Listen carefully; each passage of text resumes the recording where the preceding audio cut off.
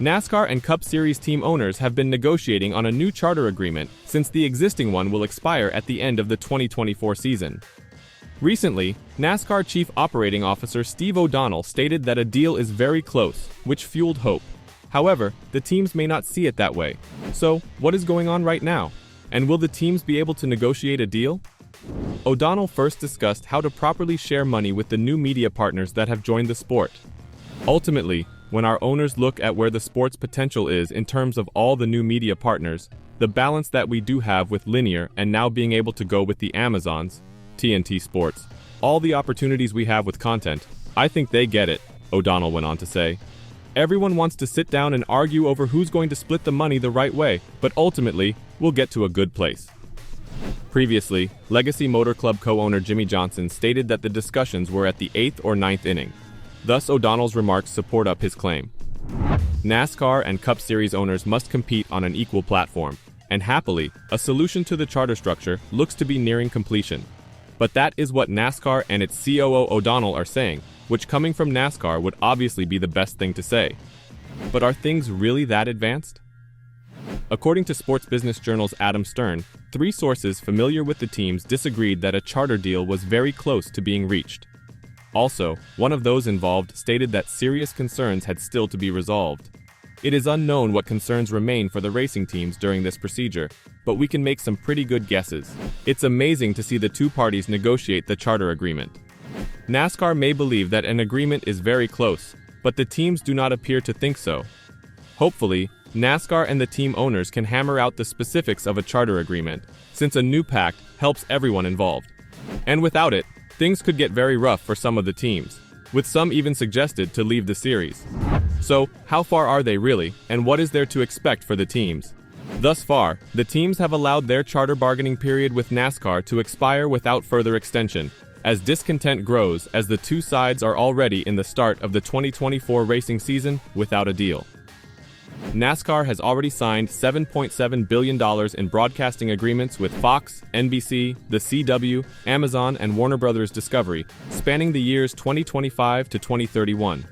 However, the Daytona Beach-based company is now in negotiations with its teams about a new governing arrangement that will also begin in 2025. Teams are asking more money to enhance their financial model, which has previously relied primarily on corporate sponsorships. Most teams' budgets are 60 to 80% funded by sponsorship money, and running the car may cost up to $20 million per year. NASCAR has stated that it feels that teams need additional support, but it also wants to consider measures like as a budget cap to assist teams cut costs, especially given that NASCAR is making $7.7 billion on this deal. The initial charter agreement, which spans from 2016 to 2024, has brought NASCAR closer to operating as a league, despite the fact that the sport is still formally managed on an independent contractor basis. NASCAR is owned entirely by the France family, who started the sport in 1948, rather than by teams. After their negotiation window for a new charter agreement expired at the end of 2023, the parties agreed to a 1-month extension of their discussions till the end of January. However, when the calendar passed January, sources suggested that teams unanimously chose not to renew their contract with NASCAR for another month, a symbolic gesture that looks to underscore their dissatisfaction with the condition of the negotiations. NASCAR declined to attend a Race Team Alliance meeting to explore a new agreement, while teams disclosed they had hired antitrust attorney Jeffrey Kessler.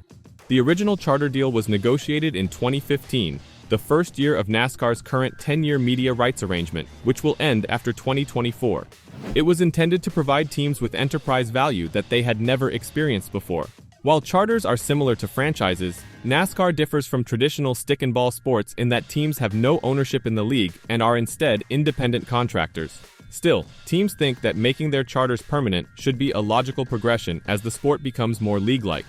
Many NASCAR team owners are in their 70s and 80s, and at least some of them see this as an opportunity to lock in enterprise value that will last for decades, according to sources. NASCAR technically does not require a pact with a majority or unanimous number of teams for a new charter agreement to be signed, but teams are already grouping together, and NASCAR is currently talking with the self-appointed Team Talking Committee. That committee includes Joe Gibbs, Racing President Dave Alpern, RFK Racing President Steve Newmark, 2311 Racing investor Curtis Polk, and Hendrick Motorsports Vice Chair Jeff Gordon. In the lack of a formal negotiating window, and with the existing charter ending in less than a year, teams might potentially theoretically sell their rights to other racing series. NASCAR and the Race Team Alliance, a group of 15 NASCAR teams, declined to comment at the time. And with NASCAR declining an invitation for the Race Team Alliance meeting, things are looking pretty rough. The specific remaining agreement points on which the sides are at odds are unknown, but teams have been seeking permanent charters, among other things, in addition to the increased revenue from TV money. Even the mechanism used to account for NASCAR's media income has been a source of contention. According to people familiar with the situation, NASCAR is promising to hike compensation to 42% from 25% to 31% now, utilizing one of the approaches. The second method sees NASCAR paying teams 39% now and providing 49% in the following cycle. As part of the original charter structure, teams are granted specific rights to check NASCAR's books in terms of media income. This will make it transparent for the teams. In any case, if accepted, the offer lifts teams beyond 40% and brings them closer to the 50-50th share that many team supporters think they deserve. This year, teams are set to get over $210 million in TV rights revenue, with track promoter fees and a NASCAR contribution adding to the total. Teams claim they are now unprofitable owing to little sponsorship but high running costs. The lowest-ranked charter presently pays out roughly $5 million per year, and teams hope that this will increase to $10 million in the next contract, reducing their reliance on corporate sponsorship to around 50%. Charter rewards are calculated using a methodology that takes into account previous performance. The charter system does not expire until after 2024, so there is plenty of time to reach an agreement. However, the thought of negotiations extending into the season was something NASCAR ideally wanted to avoid.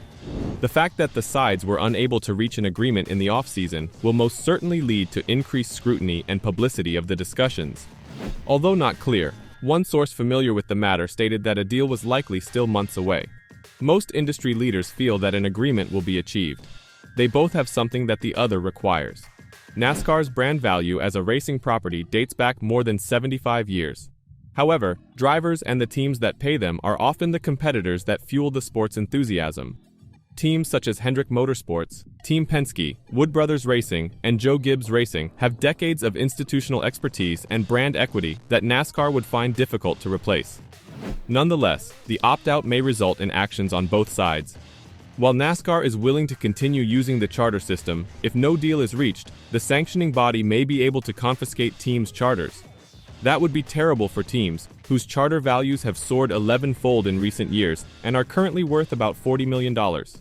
The competitors in NASCAR's flagship Cup Series get around 90% of the total media income paid out across its 3 national series. Speaking to media on Saturday at Talladega Superspeedway, Hamlin stated that the 4 key requests from the teams have yet to be fulfilled.